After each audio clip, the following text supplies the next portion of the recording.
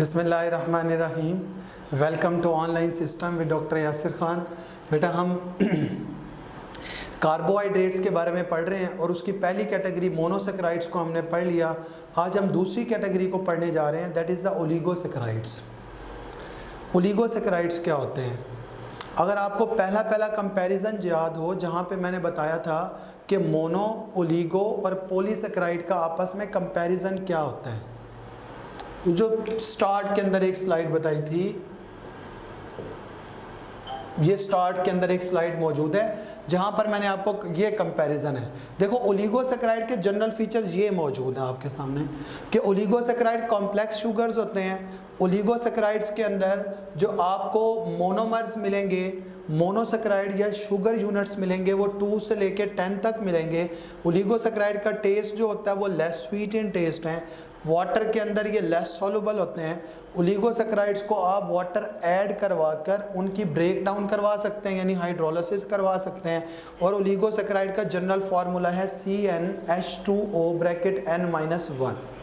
ये जो general formula लिखा गया ना ओलिगोसेक्राइड्स में, बेटा ये लिखा गया ओलिगोसेक्राइड्स में डाइसेक्राइड्स का, ये ओलिगोसेक्राइड में लिखा गया डाइसेक्राइड्स का, because the most commonly occurring oligosaccharides are the disaccharides। तो डाइसेक्राइड के लिए मॉलिक्यूलर फार्मूला होगा CnH2O ब्रैकेट N-1। लेकिन अगर कोई ऐसा ओलिगोसेक्राइड हो जिसमें 3 सेक्राइड यूनिट हो, हम उसको डाइसेक्राइड नहीं कहेंगे, हम उसको ट्राइसेक्राइड कहेंगे। जिसमें 4 हो हम उसको टेट्रासेक्राइड कहेंगे, जिसमें 5 हो हम उन्हें पेंटासेक्राइड कहेंगे। थोड़ी सी बात समझने की ज़रूरत है कि ट्रायोसिस में और टेट्रासेक्राइड में फ़र्क है। ट्रायोसिस मोनोसेक्राइड की कैटेगरी है, जबकि टेट्रासेक्राइड जो होते हैं ये ओलिगोसेक्राइड की कैटेगरी है। नंबर ऑफ कार्बन एटम का फ़र्क है। ट्रायोसिस में 3 कार्बन एटम्स होते हैं, आपने मोनोसेक्राइड्स की कैटेगरी में इसको पढ़ा था। जबकि टेट्रासेक्राइड में, डाइसेक्राइड में कितने होंगे मैं आपको अभी बताता हूँ। तो इनमें नंबर ऑफ कार्बन एटम का फ़र्क होता है। ये मैंने आपको सारी बातें बताई हैं। देखो ओलिगोसेक्राइड्स के अंदर अगर कोई ऐसा ओलिगोसेक्राइड होगा जो कि ट्राइसेक्राइड होगा या टेट्रासेक्राइड होगा, उनका मॉलिक्यूलर फार्मूला क्या होगा? देखो ट्राइसेक्राइड के लिए मॉलिक्यूलर फार्मूला होगा CnH2O ब्रैकेट N-2। टेट्रासेक्राइड के लिए होगा CnH2O ब्रैकेट N-3। सिर्फ हमें N की वैल्यू का पता चल जाए, हमें मॉलिक्यूलर फार्मूला पता चल सकता है, N की वैल्यू का अंदाज़ा हो जाए। अभी प्रीवियसली आपने पढ़ा हुआ है, ये उस स्लाइड पर मैं दोबारा आपको लेके जाता हूँ। उधर एक बात आपने पढ़ी कि जो ओलिगोसेक्राइड्स होते हैं ना, उनके अंदर शुगर यूनिट्स होते हैं, ये लिखा हुआ है number of sugar units 2 to 10। कौन से शुगर यूनिट्स हैं? हेक्सोजेस। यानी एक ऐसा ओलिगोसेक्राइड जिसमें 2 हेक्सोज हों वो डाइसेक्राइड होगा। एक ऐसा ओलिगोसेक्राइड जिसमें 3 हेक्सोज हों वो ट्राइसेक्राइड होगा। एक ऐसा ओलिगोसेक्राइड जिसमें 4 हेक्सोजेस हों वो टेट्रासेक्राइड होगा, एंड सो ऑन। इसका मतलब ये हुआ कि एक आप डाइसेक्राइड की बात करेंगे ना, ओलिगोसेक्राइड की कैटेगरी क्योंकि डाइसेक्राइड से शुरू हो रही है, उसमें 2 हेक्सोजेस होंगे। एक हेक्सोज में कितने कार्बन होते हैं? 6। 2 में कितने होंगे? 12। एक में कितने होते हैं? 6। और 2 में कितने होंगे? 12। उसी बात की तरफ ला रहा हूँ आहिस्ता आहिस्ता आपको। अब आप देखो, वापसी हम उसी स्लाइड पे जाते हैं, वो जो हमने ओलिगोसेक्राइड की अभी ओपन की हुई थी। आपको इससे इनके मॉलिक्यूलर फार्मूला का अंदाज़ा हो जाएगा। देखो ओलिगोसेक्राइड्स में आप डाइसेक्राइड का मॉलिक्यूलर फार्मूला कैसे कैलकुलेट कर सकते हो, डाइसेक्राइड का आप मॉलिक्यूलर फार्मूला कैसे कैलकुलेट कर सकते हो, मैं आखिरी स्लाइड पे आपको सेपरेटली ये बताता हूँ। जनरल फार्मूला क्या हो जाएगा डाइसेक्राइड का? CnH2O bracket N-1। अभी मैंने आपको बताया अगर डाइसेक्राइड होगा उसमें 2 हेक्सोज होंगे। एक हेक्सोज के अंदर 6 कार्बन होते हैं, 2 हेक्सोज में कितने हो जाएंगे? 12 कार्बन। इट मीन्स कि मैं N की वैल्यू क्या पुट करूं? 12 ब्रैकेट H2O 12 - 1 C12H22O11, ये बन जाएगा एक डाइसैकेराइड का मॉलिक्यूलर फार्मूला। कोई भी डाइसैकेराइड होगा उसका मॉलिक्यूलर फार्मूला होगा C12H22O11। शायद आपके माइंड में आ रहा हो कि दो हेक्सोसिस कंबाइन करते हैं तो मॉलिक्यूलर फार्मूला ये नहीं रहता, इससे ज़्यादा होना चाहिए। जैसे आप देखो, एक हेक्सोस है C6H12O6, दूसरी भी हेक्सोस है C6H12O6, इनको इकट्ठा कर लो C12H24O12। तो आपके माइंड में कहीं आ रहा होना ये चाहिए था, बिल्कुल आपके माइंड में ठीक बात आ रही है। प्रॉब्लम ये है कि जब डाइसैकेराइड बनता है तो एक वाटर का मॉलिक्यूल भी रिलीज हो जाता है। आप वाटर के मॉलिक्यूल को ज़रा एक्सट्रैक्ट करें यहाँ से, H2O इसे माइनस करें तो आप देखो C12H24 में से H2 चले जाएं तो कितने बच जाएंगे, H22O12 में से एक ऑक्सीजन चला जाए तो क्या बच जाएगा, O11। तो मॉलिक्यूलर फार्मूला देखो यही वाला आ गया। तो जो डाइसैकेराइड की फॉर्मेशन होती है ना, जब दो हेक्सोसिस कंबाइन करते हैं तो उस दौरान एक वाटर का मॉलिक्यूल रिलीज हो जाता है, जिसलिए टोटल मॉलिक्यूलर फार्मूला में ये डिफरेंस आ जाता है। ऐसे ट्राइसैकेराइड बनेगा तो फिर दो वाटर निकलेंगे। ट्राइसैकेराइड के लिए मैं आपको अभी बता रहा था मॉलिक्यूलर फार्मूला और जनरल फार्मूला पहले मेंशन करता हूं, CnH2O(N-2) ट्राइसैकेराइड। मैंने कहा था ना ट्राइओसिस में और ट्राइसैकेराइड में फर्क है, कार्बन एटम का फर्क होगा। ट्राइओसिस का मॉलिक्यूलर फार्मूला क्या आता है, C3H6O3, जबकि ट्राइसैकेराइड का क्या होगा इधर आपके सामने मेंशन करता हूं। ट्राइसैकेराइड अगर हो तो कितने हेक्सोस यूनिट होने चाहिए, 3। एक हेक्सोस यूनिट में कितने कार्बन होते हैं, 6। 3 हेक्सोस यूनिट में कितने कार्बन होंगे, 18 कार्बन। इट मींस कि n की वैल्यू क्या पुट करूं, 18 ब्रैकेट H2O, इधर n की वैल्यू 18 पुट करूं -2 C18 H2O bracket 16 C18 H32, 16 को H2 से मल्टीप्लाई करूं 32, O को 16 से मल्टीप्लाई करूं O16, C18 H32 O16। ये ट्राइसैकेराइड का मॉलिक्यूलर फार्मूला है। किसका है, ट्राइसैकेराइड का। जरा आप इधर देख भी लो, आप इधर देख भी लो, ट्राइसैकेराइड का जनरल फार्मूला क्या होना चाहिए, CnH2O ब्रैकेट N-2, यानी 3 हेक्सोसिस कंबाइन करें। मैं पहले इधर कर देता हूं 3 हेक्सोसिस को combine, C6H12O6 plus C6H12O6 plus C6H12O6, इन सबको एडअप कर लेता हूं, क्या बन जाएगा, C18 H12 और 12 24 और 12 36 और इधर O18, ऐसे ही है ना, C18 H36 O18। अब मैंने कहा ट्राइसैकेराइड की फॉर्मेशन में 2 वाटर रिलीज होते हैं। 2 वाटर में कितने हाइड्रोजन ऑक्सीजन है, एक वाटर में 2 हाइड्रोजन 1 ऑक्सीजन, 2 वाटर में 4 हाइड्रोजन एंड सो ऑन। यानी इतनी कैटेगरीज हैं हमारे पास ना ओलिगोसैकेराइड्स की।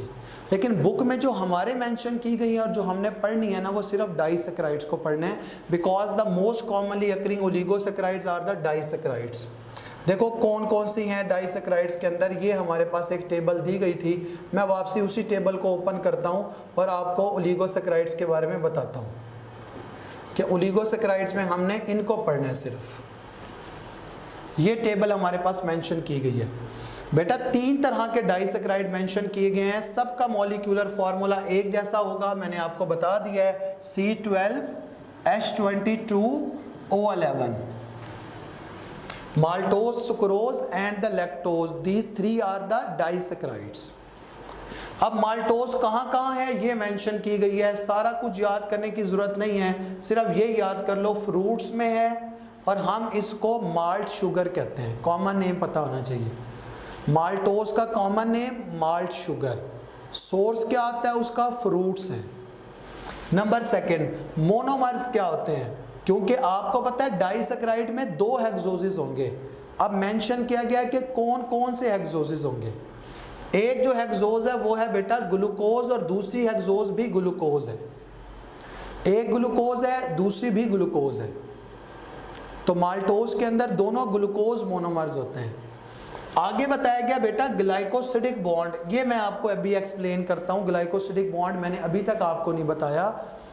ग्लाइकोसिडिक बॉन्ड एक ऐसा बॉन्ड होता है जो कार्बोहाइड्रेट्स में एग्जिस्ट करता है, यानी मोनोसेकेराइड्स आपस में कनेक्ट होकर डाइसेकेराइड बनाते हैं, फिर आहिस्ता आहिस्ता पॉलीसेकेराइड बनाते हैं। वो जो उनका आपस में कनेक्शन है वो ग्लाइकोसिडिक बॉन्ड की मदद से। The bond present between the monosaccharides which is used to connect to form the disaccharide and the polysaccharide।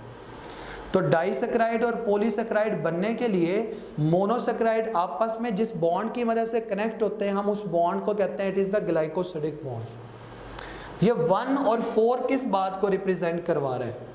1 और 4 रिप्रेजेंट करवा रहा है कि इस ग्लूकोज में से एक ग्लूकोज का कार्बन 1 और दूसरे ग्लूकोज का कार्बन 4 इन्वॉल्व होगा, इनका आपस में लिंकेज होगा, यहाँ से वाटर निकलेगा और ग्लाइकोसिडिक बॉन्ड बन जाएगा। दो मोनोसेक्राइड आपस में कनेक्ट होके एक डाइसेक्राइड बना देंगे। दो मोनोसेक्राइड एक कनेक्ट होके डाइसेक्राइड बना देंगे। हमारी बुक में सुक्रोज बना हुआ है, मैं आपको अभी फॉर्मेशन दिखाता हूँ, आपको समझ आ जाएगी। हमारी बुक में सुक्रोज का स्ट्रक्चर बना हुआ है। अब नेक्स्ट हमारे पास है सुक्रोज। सुक्रोज को हम कहते हैं कि it is actually common name is the cane sugar. Sucrose का कॉमन नेम क्या है? Cane sugar. और सुक्रोज एक ऐसी पर्टिकुलर शुगर है जिसका सोर्स है शुगर केन यानी गन्ना। सोर्स इसका क्या है? Sugar cane. और अगली बात मैंने मेंशन की कि कॉमनली हम इसको क्या कहते हैं? केन शुगर। सुक्रोज में कौन कौन से मोनोमर्स होते हैं? मोनोमर्स में बेटा एक ग्लूकोज है तो दूसरा फ्रुक्टोज है, यानी दो हेक्सोजेस इन्वॉल्व होते हैं सुक्रोज को बनाने में। एक जो हेक्सोज है वो ग्लूकोज है, दूसरी जो हेक्सोज है वो फ्रुक्टोज है। और सुक्रोज के अंदर जो ग्लाइकोसिडिक बॉन्ड होता है वो 1,2 का मतलब है कि ग्लूकोज का कार्बन 1 और फ्रुक्टोज का कार्बन 2 होगा लिंकेज के दौरान, जिस दौरान वाटर रिलीज होगा और दोनों आपस में कनेक्ट होके क्या बना देंगे? सुक्रोज बना देंगे। अंडरस्टैंड कि ग्लूकोज का कार्बन 1 और फ्रुक्टोज का कार्बन 2 ये आपस में लिंक होंगे। एक साइड से हाइड्रोक्सल रिमूव होगा और एक साइड से हाइड्रोजन वाटर बनेगा और ये आपस में लिंक हो जाएंगे। नेक्स्ट दिया हुआ है लैक्टोज। लैक्टोज को हम कॉमनली कहते हैं कि मिल्क शुगर है और इसका जो सोर्स होता है वो ह्यूमन मिल्क है, काऊ मिल्क है। इनके अंदर क्या मौजूद होती है? लैक्टोज मौजूद होती है। लैक्टोज के दो मोनोमर हैं, एक ग्लूकोज है और एक गैलेक्टोज है। ग्लूकोज का स्ट्रक्चर आपने पढ़ रखा है, गैलेक्टोज भी एक क्या है? एल्डो शुगर है। ये दोनों मिलके आपस में क्या बनाते हैं? लैक्टोज बनाते हैं। लैक्टोज को हम मिल्क शुगर कहते हैं और source of the lactose is actually the human milk and cow milk. और इसके अंदर भी ग्लाइकोसिडिक बॉन्ड 1,4 ग्लाइकोसिडिक बॉन्ड होता है। 1,4 ग्लाइकोसिडिक बॉन्ड होता है। ये आपको एक बात दिखाई दे रही है, बड़ी इंपॉर्टेंट है कि, और ये बोर्ड में कई दफ़ा MCQ आया है, आपने मोनोसेक्राइड सारे पढ़ लिए हैं ना, वो जिसमें हमने पढ़ा था triose, tetrose, pentose, hexose, heptose, जितने भी आपने पढ़े हैं ना, they all are the reducing sugars. हम उन्हें रिड्यूसिंग शुगर्स कहते हैं। और ये जो आज आपने कैटेगरीज पढ़ी है ना, इनमें माल्टोज और इनमें लैक्टोज, जिन पे एरो लगाया, they are also the reducing sugar. तो जितने मोनोसेक्राइड्स हैं plus maltose and lactose, they are the reducing sugar. जबकि sucrose along with the polysaccharide they are the non reducing sugar. Reducing और non reducing का पता कैसे चलता है? हर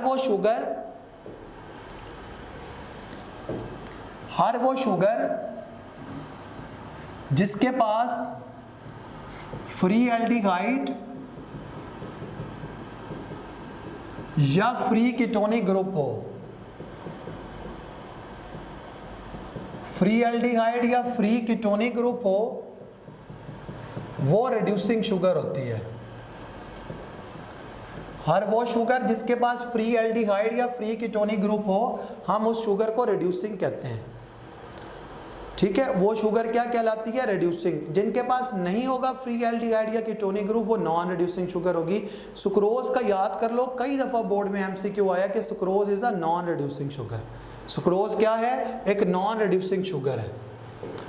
तो वापसी उसी टेबल पे आता हूँ जो हम पढ़ रहे हैं। इसमें मैंने ये आपको सारा कुछ बता दिया कि ओलिगोसैकेराइड्स होते क्या हैं। अब मैं इनके स्ट्रक्चर को देखता हूँ कि स्ट्रक्चर इनका मैं आपको बना देता हूँ। स्ट्रक्चर इधर स्लाइड्स के अंदर फॉर्मेशन नहीं दिखाई गई, मैं आपको अलग से स्ट्रक्चर बना देता हूँ। देखो आपने ना ग्लूकोज का स्ट्रक्चर तो पढ़ा हुआ है, फ्रुक्टोज का पहले इधर बनाता हूँ।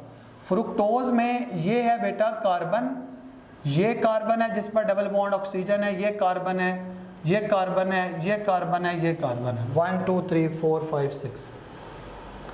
मैंने फ्रुक्टोज का लीनियर चेन स्ट्रक्चर बनाया भी था। मैंने कहा था थर्ड कार्बन को छोड़ के बाकी तमाम के राइट पर हाइड्रोक्सल लगा दो और लेफ्ट पर हाइड्रोजन लगा दो।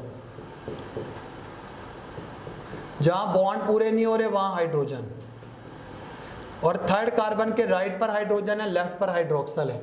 मुझे बताओ ये डी फ्रुक्टोज होनी चाहिए कि एल? डी फ्रुक्टोज के एल? आंसर है डी फ्रुक्टोज। कैसे पता चला? हाइड्रोक्सल ग्रुप राइट साइड पे है, वो थर्ड की एक्सेप्शन है, उसमें लेफ्ट पे है, कोई इशू नहीं। अच्छा हमारी बुक में ना बाय चांस जिसका रिंग स्ट्रक्चर दिया गया है ना वो एक एल फ्रुक्टोज का दिया गया है, इसलिए पहले मैं लीनियर चेन स्ट्रक्चर एक एल फ्रुक्टोज का बनाता हूँ। देखो ये सी, ये एच, चलो यूं बनाता हूँ जैसे आप तरतीब से बना रहे हो।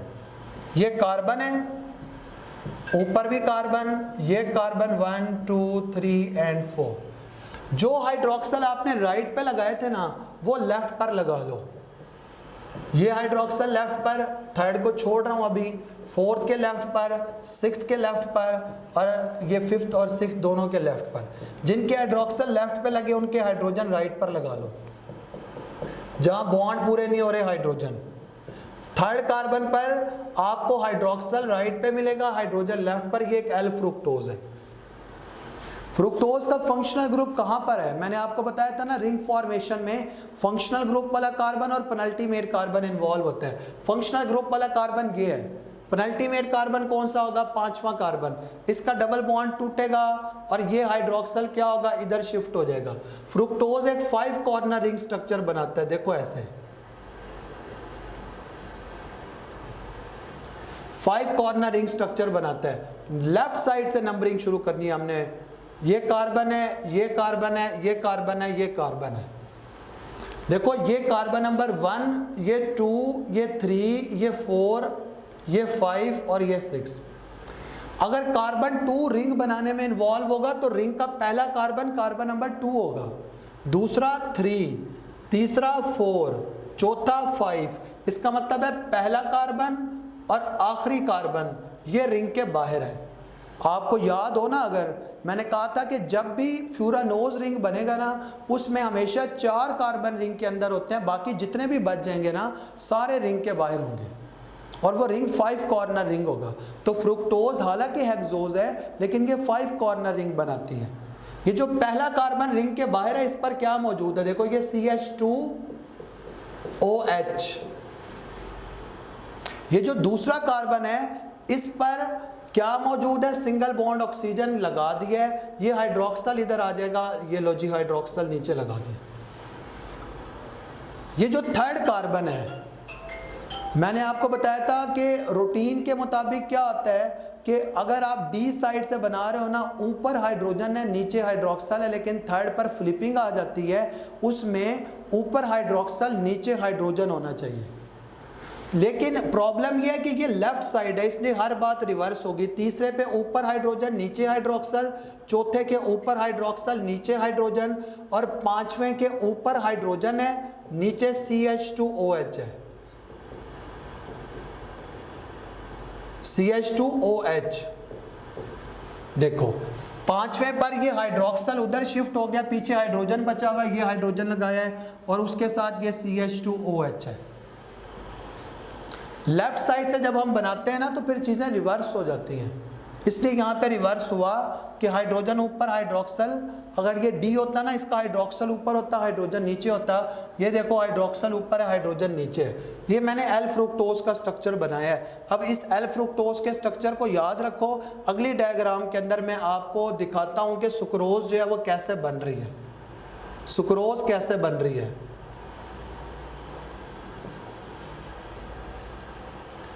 देखो सुक्रोज के दौरान ना एक ग्लूकोज है और एक फ्रुक्टोज है। अभी ग्लूकोज का स्ट्रक्चर आपने कल पढ़ा था।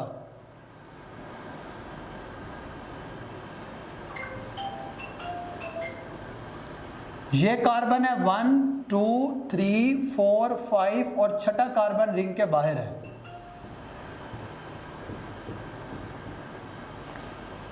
और इधर वो फ्रुक्टोज का स्ट्रक्चर है। ये कार्बन है, ये कार्बन है, ये कार्बन है, ये कार्बन है। इसका एक कार्बन इधर रिंग के बाहर है, एक कार्बन इधर रिंग के बाहर है। जरा अटैच कर लो जल्दी से। ऊपर हाइड्रोजन नीचे हाइड्रोक्सल, ऊपर हाइड्रोजन नीचे हाइड्रोक्सल। ये तो हमने बना लिया था ना। थर्ड पर ऊपर हाइड्रोक्सल चला जाता है, नीचे हाइड्रोजन। 4 के ऊपर हाइड्रोजन नीचे हाइड्रोक्सल, 5th के नीचे हाइड्रोजन और ऊपर CH2OH और यहाँ पर ऑक्सीजन है। फ्रुक्टोज आपने अभी बनाया। फ्रुक्टोज में ये कार्बन 2 है, ये 3 है, ये 4 है, ये 5 है, ये 6 है, ये 1 है। 1 क्या है? CH2OH। 2 पर क्या है? हाइड्रोक्सल है। 3 पर अभी हमने बनाया ऊपर हाइड्रोजन नीचे हाइड्रोक्सल। 4 के ऊपर हाइड्रोक्सल नीचे हाइड्रोजन। 5 के ऊपर हाइड्रोजन। देखो अभी आपने जब ग्लाइकोसिडिक लिंकेज पढ़े थे ना, आपने पढ़ा था सुक्रोज की फॉर्मेशन जब होती है ना, तो उस दौरान क्या होता है कि ग्लूकोज और फ्रुक्टोज बेसिकली इन्वॉल्व है ग्लाइकोसिडिक लिंकेज बनाने में। लेकिन ग्लूकोज का कार्बन 1 और फ्रुक्टोज का कार्बन 2। देखो ये जो हाइड्रोक्सल है ये रिमूव हो जाएगा, फ्रुक्टोज से हाइड्रोजन रिमूव हो जाएगा। ये अगर निकल जाए, मैं इनको हटा देता हूँ, रेस कर देता हूँ, ये वाटर बनाने, ये वाटर बन गया है। अब आप देखो ये जो पीछे बच गया ना COC बॉन्ड, हम इसको कहते हैं कि ग्लाइकोसिडिक बॉन्ड है। क्योंकि ये जो कार्बन है इसका भी एक बॉन्ड कम हो जाएगा, इस कार्बन का भी कम हो जाएगा, ये ऑक्सीजन के साथ जुड़ जाएंगे। तो ये ग्लूकोज है जिसका कार्बन 1 है, ये फ्रुक्टोज है जिसका कार्बन 2 है। ये आपस में ग्लाइकोसिडिक बॉन्ड बनाते हैं। वो ग्लूकोज, ये फ्रुक्टोज, दो ग्लूकोज और फ्रुक्टोज जब आपस में कंबाइन करते हैं तो आपको पता है ना कौन सा डाइसैकेराइड बनता है। That disaccharide is actually the sucrose. That disaccharide is the sucrose. तो सुक्रोज की फॉर्मेशन हुई है, इधर से वाटर भी लिबरेट हो गया। ये मैंने आपको बताया, ये बोर्ड का शॉर्ट है कि what is the glycosidic bond, draw the glycosidic bond. Monosaccharide long में आता है, ओलिगोसैकेराइड शॉर्ट में आता है। ये जो सुक्रोज की फॉर्मेशन है ये भी शॉर्ट में आती है। आप इसकी 1 से 2 दफ़ा प्रैक्टिस करेंगे, आपको समझ आएगा। मैं आज के लेक्चर को इसी जगह पर वाइंड अप करता हूँ। उम्मीद है आपको बातें समझ आई होंगी। जो बात समझ नहीं आई वो आप व्हाट्सएप ग्रुप के अंदर पूछ सकते हैं, आप कमेंट सेक्शन में भी पूछ सकते हैं जहाँ पर वीडियो अपलोड हो रही है। आज के लिए अल्लाह हाफ़िज़।